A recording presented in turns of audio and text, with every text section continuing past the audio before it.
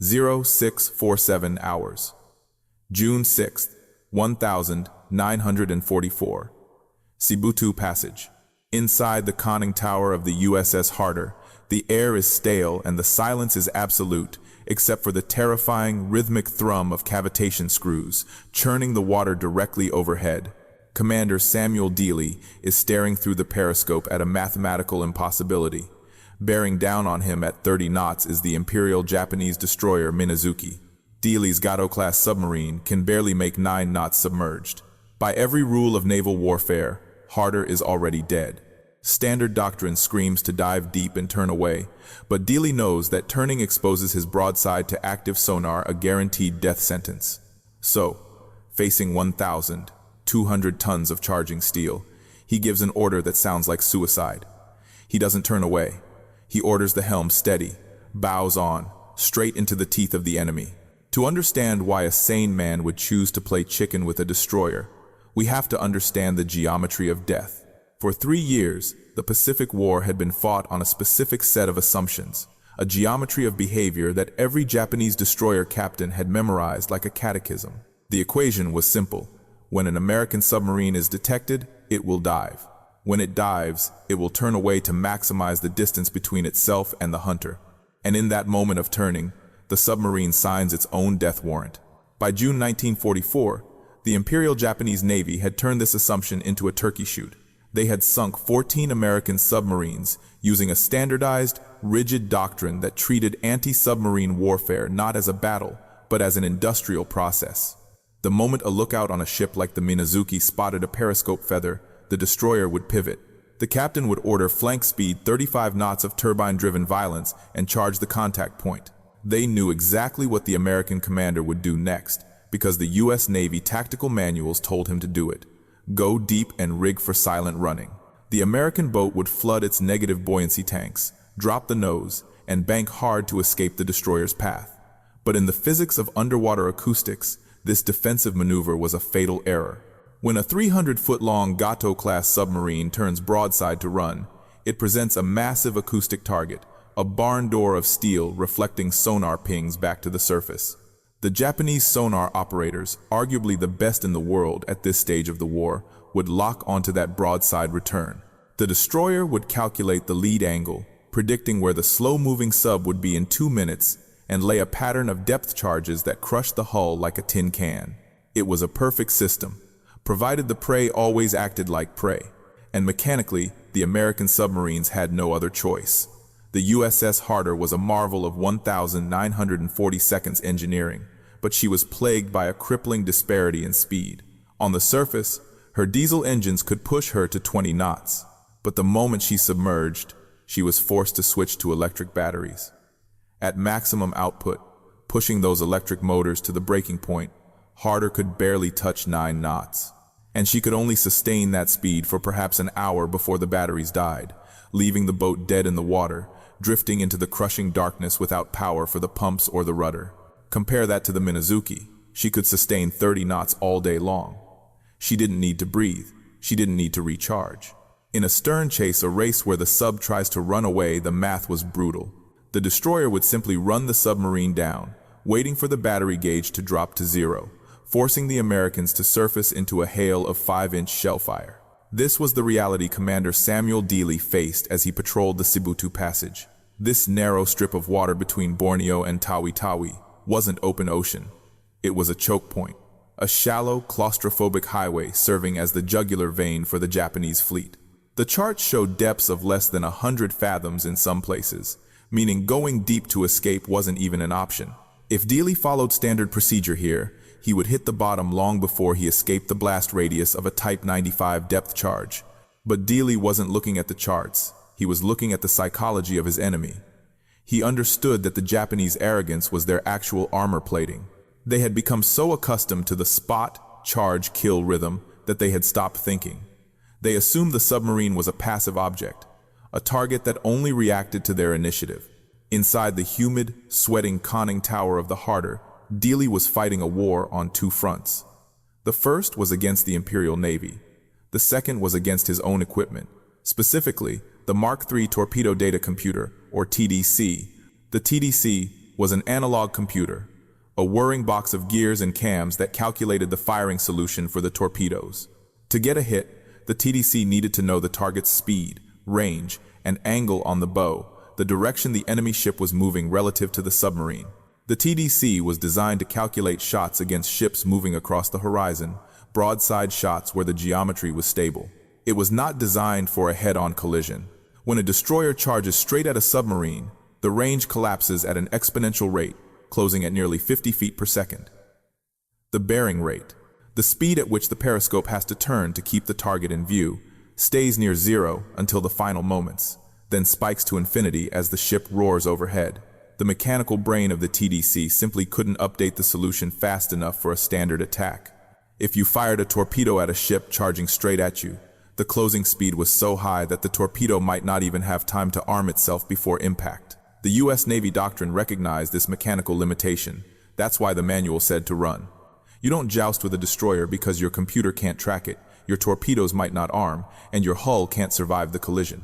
Most commanders looked at the Sibutu passage, saw the shallow water, saw the elite Japanese destroyers, and saw the limitations of their batteries, and they chose caution. They stayed on the fringes. They survived. Dealey looked at the same variables and saw something different. He saw that the Japanese destroyer's greatest strength, its speed and aggression, was also a blinding weakness.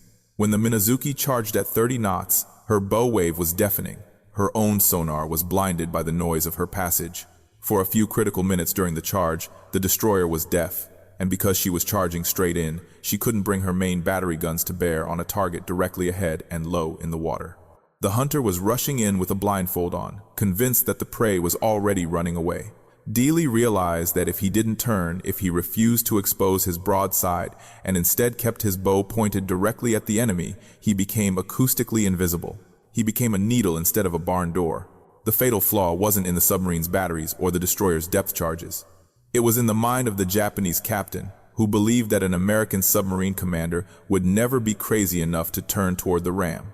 Dealey was about to introduce a new variable into their equation, the down-the-throat shot. But to make it work, he would have to violate every survival instinct drilled into him since the academy. That violation of instinct began with a realization that struck Commander Dealey, not as a burst of adrenaline, but as a cold, geometric epiphany. The safest place in the ocean was not miles away from the destroyer, but directly beneath its keel. To the old guard at Pearl Harbor, this was heresy. Submarine doctrine in 1944 was built on the concept of the setup. You stalked a target from the flanks, you calculated a 90-degree intercept course, and you fired a spread of torpedoes that would strike the enemy broadside. It was a sniper's approach, clean, distant, and safe. But you cannot snipe a target that is charging you with the intent to ram. Dealey threw the doctrine manual into the bilge and replaced it with a terrifying new axiom: minimize the profile, maximize the closing speed. He realized that by pointing the nose of the USS Harder directly at the charging Minazuki, he was presenting the enemy sonar with a target profile of roughly 20 feet with the width of his pressure hull. Compared to the 300-foot broadside he would expose by turning away, he was effectively invisible. The destroyer's sonar pulses would mostly slide past his streamlined flanks, returning only a weak, confused echo that looked more like a school of tuna than a fleet submarine. But invisibility was only half the equation. The other half was ballistics. Dealey intended to fire his torpedoes straight down the enemy's throat, a 0-degree angle on the bow. In theory, this is the easiest shot in the world because the target is coming right to you. In practice, it is a mathematical nightmare that leaves zero margin for error due to a mechanical safety feature hidden inside the nose of the Mark 14 torpedo. The Mark 14 warhead was not live when it left the tube. To prevent the torpedo from exploding prematurely and destroying the submarine that fired it, the detonator was locked by a small, propeller-driven impeller on the nose. This impeller had to spin a specific number of times as it moved through the water to unscrew the safety rack and arm the firing pin. This mechanical arming distance was approximately 450 yards. Here is where the math turns deadly. A Mark 14 torpedo travels at 46 knots. The Minazuki is closing at 30 knots. The combined closing speed is 76 knots, or roughly 130 feet per second. If Dealey fired too early, at a range of 2,000 yards, the Japanese captain, scanning the water with binoculars, would spot the white streak of the torpedo bubbles. With a minute or more to react, he would simply put his helm over, dodge the torpedoes, and then turn back to crush the submarine while it was reloading. But if Dealey fired too late, say, at 600 yards, the physics betrayed him. The torpedo would race out of the tube, covering the distance to the target in mere seconds. It would slam into the destroyer's hull with a deafening metallic clang, but because it hadn't traveled far enough through the water to spin the impeller, the warhead would be a dud. The 600-pound charge of Torpex would remain inert, and the destroyer would plow right through the wreckage of the torpedo and slice the submarine in half. Dealey had to thread a needle that didn't exist in any training simulation. He had to hold his fire until the destroyer was close enough that it couldn't dodge, but far enough away that the torpedoes would actually arm. He had to wait until the target filled the entire periscope lens, a towering wall of gray steel rushing in to kill him, and only then, in the final seconds of the charge, press the firing key. And then came the maneuver that terrified his crew even more than the shot itself. Once the torpedoes were away, Harder couldn't turn. Turning meant exposing the broadside to the explosion he hoped was coming. Instead, Dealey's plan was to pull the plug. He would flood the negative buoyancy tank, keep the rudder amidships, and dive straight down, passing directly under the exploding destroyer. It was a game of three-dimensional chicken. He was betting that his torpedoes would blow the bow off the destroyer seconds before the destroyer's keel scraped the top of his conning tower. If he miscalculated the range by 200 yards, or if the torpedoes ran erratically, the Minazuki would pass over him intact and drop depth charges directly onto his deck from a range of 0. The down-the-throat shot wasn't just a tactic, it was a rejection of the survivalist mindset that governed the silent service. The admirals in Fremantle wanted their boats to come back. Dealey wanted his boats to kill, even if it meant operating inside the enemy's reaction time. He drilled his crew relentlessly on this new doctrine. The torpedo data computer operators had to learn to input solutions for targets with massive bearing changes. The diving officers had to learn to crash dive not to escape, but to dodge debris from a ship exploding directly overhead.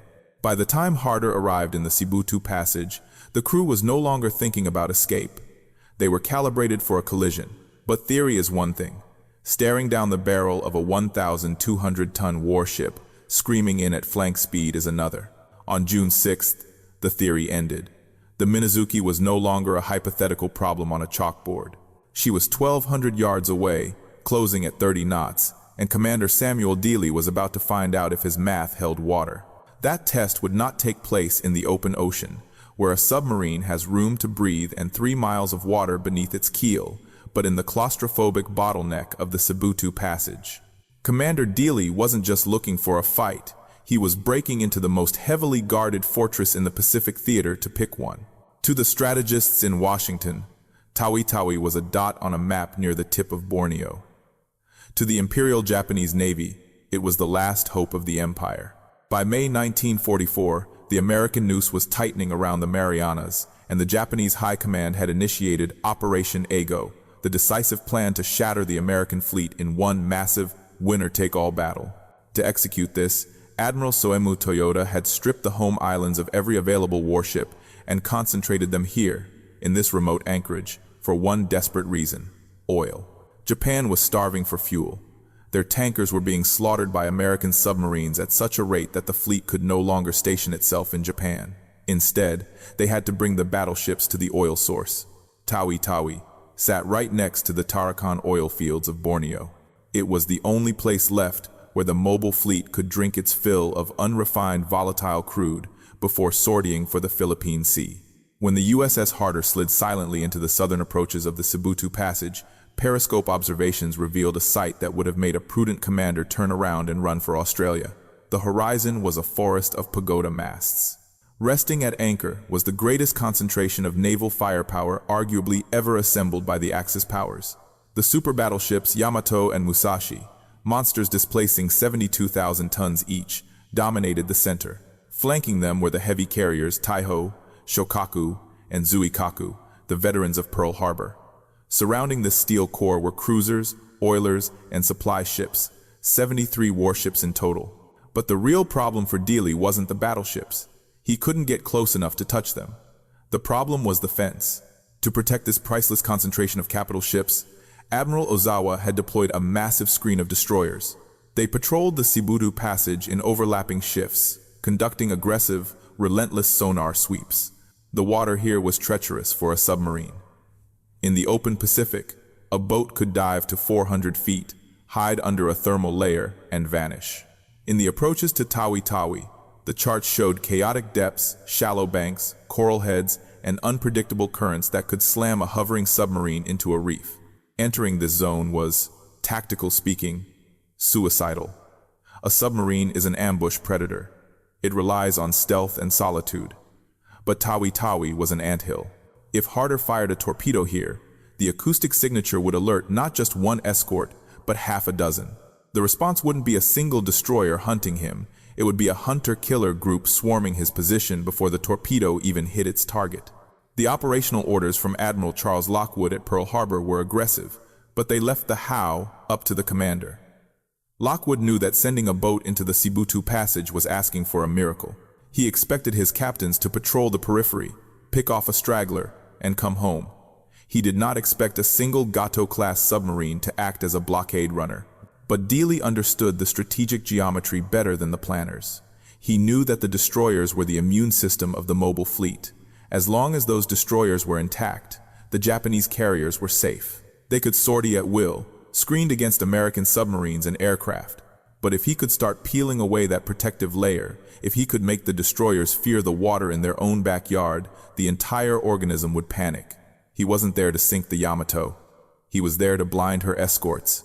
So, instead of lurking in the deep water south of the passage, Dealey took the Harder right into the throat of the channel. He positioned his boat directly across the main traffic lane used by the Japanese destroyers to enter and exit the anchorage. He wasn't hiding in the bushes. He was standing in the middle of the highway. The crew of the Harder watched the behavior of the enemy through the periscope. They saw destroyers moving with arrogant confidence, running at high speed, their sonar pinging constantly. These weren't the terrified merchant ships they were used to hunting. These were warships, crewed by men who had spent the last 2 years killing submarines. The destroyers Minazuki, Hayanami, and Tanikaze were the gatekeepers, and they believed their gate was secure. Dealey's plan relied on that overconfidence. He knew they would detect him. In fact, he was counting on it. He wanted them to hear the ping return. He wanted them to see the periscope feather. He needed them to transition from patrol mode to attack mode. Because only when they attacked, when they committed to that straight-line charge, would they become vulnerable to his new math. On the night of June 6th, under the light of a jagged moon, the trap was set. But it wasn't the Japanese who were trapped. Dealey had voluntarily locked himself inside a cage with the most dangerous predators in the ocean, betting his life and the lives of his 79 crewmen on the belief that a submarine could outfight a destroyer in a phone booth. The waiting was over. The Minazuki had just turned her rudder. The first test of the down-the-throat doctrine had begun. The moment the Minazuki committed to the charge, the physics of the engagement shifted from a tactical chess match to a ballistics equation. Inside the pressure hull of the USS Harder, the atmosphere was suffocating. The air conditioning had been shut down to reduce noise, and the temperature spiked to over 100 degrees. Sweat dripped from the chins of the radiomen, shorting out headsets, while the sound operator, eyes squeezed shut, called out the terrifying cadence of the approaching destroyer. Target bearing 000, range 1,000 yards, speed high, screws increasing. On the bridge of the Minazuki, the Japanese captain made the fatal calculation Dealey had predicted. Seeing the submarine's bow pointing directly at him, he assumed the American was paralyzed or foolishly attempting to dive straight down. He didn't order a turn to unmask his main batteries. He kept his rudder amidships, intent on ramming. At a range of 900 yards, Dealey's voice broke the silence, not with a scream, but with a flat, measured command. Fire 1, Fire 2, Fire 3. The Harder shuddered as 3 Mark 14 steam torpedoes were ejected from the forward tubes by pulses of compressed air. In the water, the torpedoes' gyroscopes spun up, locking them onto a course straight ahead. The closing speed was now a combined 70 knots. The gap evaporated in less than 30 seconds. The first torpedo missed, streaking past the destroyer's flank.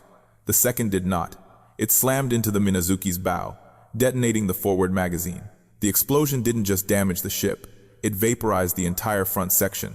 The destroyer's momentum carried the burning wreckage forward, plowing the ocean into a wall of white water, while the stern lifted violently out of the sea. Dealey didn't stay to watch.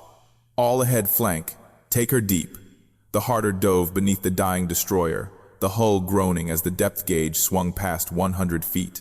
Above them, the ocean roared with the sounds of a ship breaking apart, the screech of tearing metal, and the secondary explosions of boilers bursting underwater. They had proven the theorem. But there was no time for celebration. The sound of the explosion had rung the dinner bell for every other warship in the Sibutu Passage.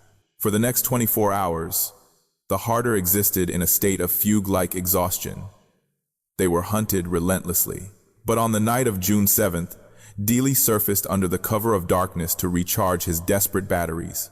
The diesels had barely coughed to life when the radar operator screamed, "Contact! Short range!" It was the destroyer Hayanami. She was patrolling just south of the anchorage, hunting for the submarine that had killed her sister ship. This time, there was no submerged setup.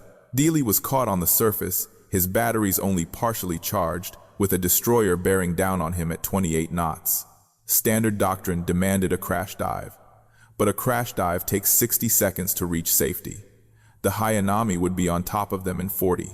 Dealey shoved the throttles to the stops. All ahead flank, rudder amidships. The Harder's diesels screamed as the submarine surged forward, transforming into a surface torpedo boat. Dealey wasn't running away, he was charging on the surface. The Japanese gunners, stunned to see a submarine racing toward them in the moonlight, scrambled to depress their guns. They were too slow. At point-blank range, Dealey fired a spread of 3 torpedoes. The Hayanami took 2 hits amidships. She rolled over and sank in minutes, taking her captain and most of her crew down with her. 2 destroyers in 2 days. The psychological impact on the Japanese fleet was immediate and devastating. By June 8th, the destroyer killer had altered the behavior of the entire enemy force. When the Harder encountered the destroyer Tanikaze on the 3rd day, the Japanese captain didn't charge blindly. He hesitated.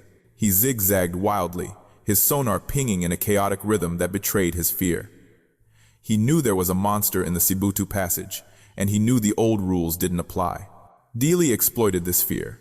He stalked the Tanikaze for an hour, waiting for the destroyer to make a predictable turn in its zigzag pattern. When the destroyer finally turned to screen a tanker, exposing her broadside, Dealey fired from close range. The Tanikaze disintegrated. But this kill brought the full wrath of the mobile fleet down on Harder's head. A hunter-killer group converged on their position, dropping depth charges with a fury that threatened to crack the pressure hull. The submarine was rocked violently, light bulbs shattering, cork insulation raining down like snow. Dealey turned to his final defensive weapon, the bathythermograph. This instrument measured water temperature relative to depth. Dealey knew that off the coast of Borneo, the tropical sun heated the surface water, creating a distinct boundary, a thermocline, where the warm water met the cold, deep currents. This temperature difference created a density layer that acted like a mirror for sonar. "Take her down to 400 feet, Dealey whispered. The Harder slipped beneath the cold layer. Above them, the Japanese active sonar pings hit the thermocline and bounced back up to the surface, creating a false bottom. The destroyers spent the next 2 hours bombing empty water, convinced their target was at 200 feet, while Dealey sat silently in the cold dark below, listening to the fury of an enemy that was flailing at ghosts. By the morning of June 9th, the Harder had sunk 3 destroyers and damaged 2 others. The crew was physically broken, surviving on adrenaline and coffee, their eyes sunken, their uniforms stiff with sweat. But they had achieved the impossible. They hadn't just survived the gauntlet. They had turned the Sibutu Passage into a graveyard for the Imperial Navy's elite. And up in the anchorage, Admiral Toyota was looking at the reports of his sinking destroyers and coming to a conclusion that would doom the Japanese Empire. The conclusion that Admiral Toyota reached in his headquarters was catastrophic. The anchorage at Tawi-Tawi, the bedrock of his defensive strategy, was compromised. In his mind, the precision destruction of 3 destroyers in 3 days could not be the work of a single submarine. It had to be a coordinated wolf pack, a mass concentration of American submarines tightening a noose around his precious carriers.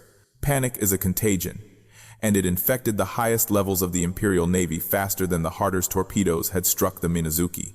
Vice Admiral Jisaburo Ozawa, commanding the mobile fleet from the bridge of the new armored carrier Taiho, looked at the smoking ruins of his destroyer screen and saw a ghost fleet that didn't exist. He believed he was being encircled. If he stayed at Tawi-Tawi, his stationary carriers would be picked off one by one while they sat at anchor. So, he made the decision that arguably lost the war in the air. On June 10th, days ahead of schedule, Ozawa ordered the mobile fleet to weigh anchor and sortie for the Philippine Sea. They were fleeing a ghost. The wolf pack was just Samuel Dealey and 79 exhausted men eating cold beans in the dark, nursing a battery gauge that hovered near zero. But the timing of this departure was the butterfly causing the hurricane.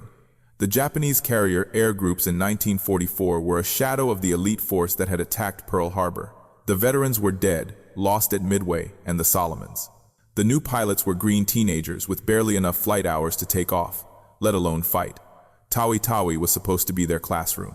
The operational plan for AGO called for another week of intensive flight operations in the calm, protected waters of the anchorage to teach these boys how to form up, how to coordinate attacks, and how to land on a pitching deck without crashing.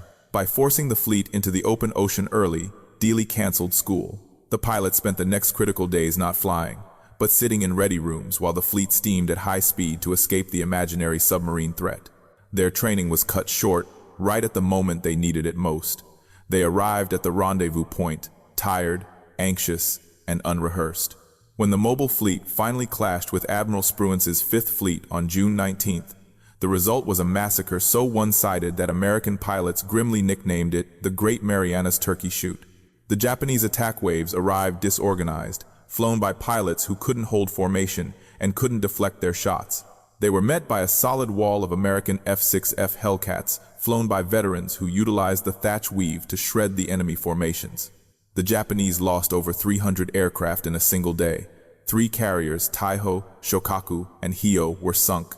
It was the effective death of Japanese naval aviation. And while history books focus on the dogfights and the American aces, the first shot of that battle wasn't fired in the air. It was fired 10 days earlier, underwater, by a commander who refused to turn away from a destroyer. Dealey hadn't just removed a few escorts from the board. He had stampeded the enemy into a strategic blunder that left their carriers defenseless. He had proven that, in war, the psychological impact of a weapon is often deadlier than its explosive payload. That psychological dominance, however, came with a terrifying price tag. In the brutal arithmetic of submarine warfare, the house eventually wins. You can defy the odds once, you can defy them 5 times, but you cannot defy them forever. Commander Samuel Dealey had proven that a submarine could kill a destroyer, but he had also proven that to do it, you had to stand in the fire. By August 1944, the down-the-throat doctrine had spread through the Pacific Fleet like a virus. Young commanders, emboldened by Dealey's patrol reports, began to hold their ground. The Gato-class submarines were no longer passive observers. They were apex predators. But Dealey himself was running on borrowed time.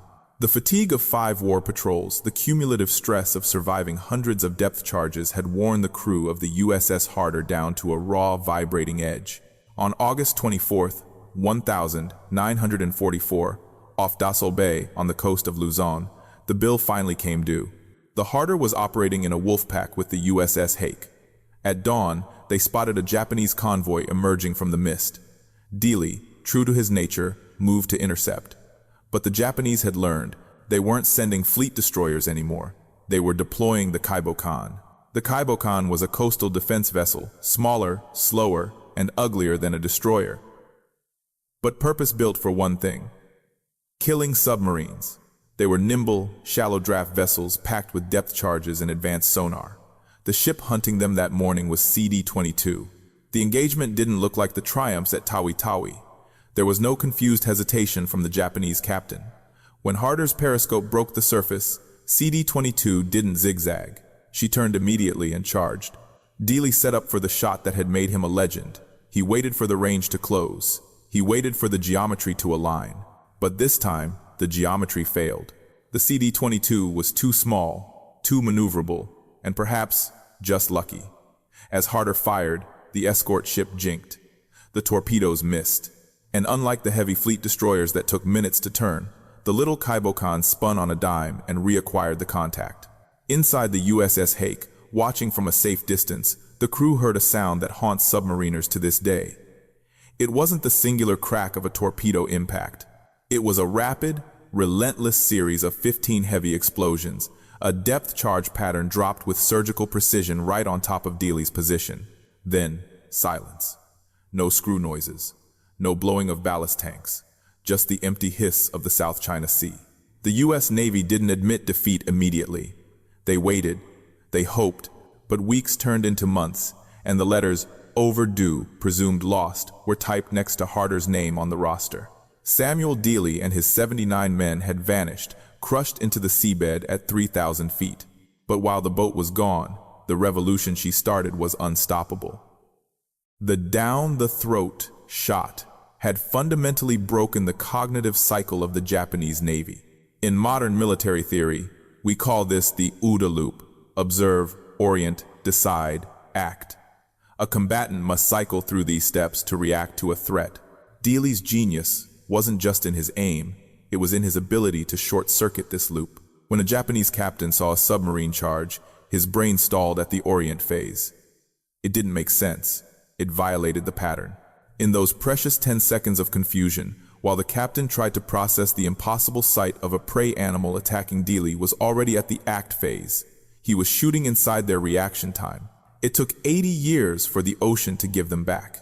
In May 2024, the Lost 52 Project, an organization dedicated to finding every American submarine lost in World War II, lowered an autonomous underwater vehicle into the darkness off Dessau Bay.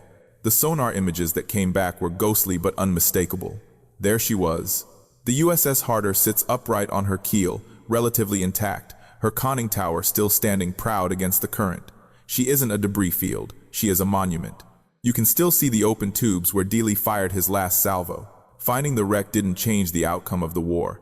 It didn't bring the men back to their families, but it offered a final, physical validation of their sacrifice. They weren't lost in a random accident.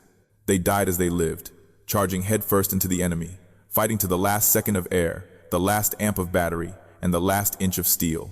They were the tip of the spear that broke the Imperial Navy, and they lie there still, on eternal patrol, guarding the waters they fought so hard to liberate. That silence at 3,000 feet is not empty. It is heavy with the weight of what was achieved. The 79 men inside the hull of the USS Harder did not just sink ships. They sank an entire doctrine of naval warfare. In 4 days, they deleted 5 Japanese destroyers from the order of battle, Minazuki, Hayanami, Tanikaze, and 2 others that never made it into the history books with confirmed names, just confirmed debris fields. The math of their sacrifice is staggering. Before Samuel Dealey, the exchange rate of submarine versus destroyer was infinitely lopsided in favor of the surface ship. After Dealey, the equation balanced. He proved that the terrifying fragility of a submarine, a vessel that dies from a single hull breach, could be offset by the terrifying precision of aggressive geometry. He taught the silent service that the best defense against a hunter is not to hide, but to become a more dangerous hunter. Because of Harder, the Japanese mobile fleet arrived at the Philippine Sea blind and broken. Because of Harder, the American invasion of the Marianas proceeded under a screen of air superiority that was bought in part by torpedoes fired in the Sibutu Passage. The Presidential Unit Citation, awarded to the boat, and the Medal of Honor placed in the hands of Dealey's widow are just pieces of metal and ribbon. The true monument is the timeline of the Pacific War itself, which bent toward victory the moment Dealey ordered rudder amidships. But the story of American submarine innovation didn't end in the deep water. While Dealey was rewriting the rules of engagement beneath the waves, another commander was looking through his periscope at the coastline of Japan and wondering if the reach of a submarine could extend beyond the water's edge. Commander Eugene Fluckey of the USS Barb was about to look at a map of the Japanese home islands, point to a railway line running along the coast, and ask his engineering officer a question that sounded like a hallucination. If we can sink a ship, why can't we sink a train? Dealey proved a submarine could fight a destroyer. Fluckey was going to prove a submarine could invade a continent. If you want to understand how a crew of sailors managed to blow up a steam locomotive on dry land using a submarine, you need to be here for our next operation. Click that subscribe button and ring the bell so you don't miss the briefing on the USS Barb. If this deep dive into the USS Harder gave you a new respect for the men of the silent service, hit the like button. It helps us get these forgotten stories out of the archives and onto the screen. And tell us in the comments. In Dealey's position, with a destroyer bearing down at 30 knots, would you have had the nerve to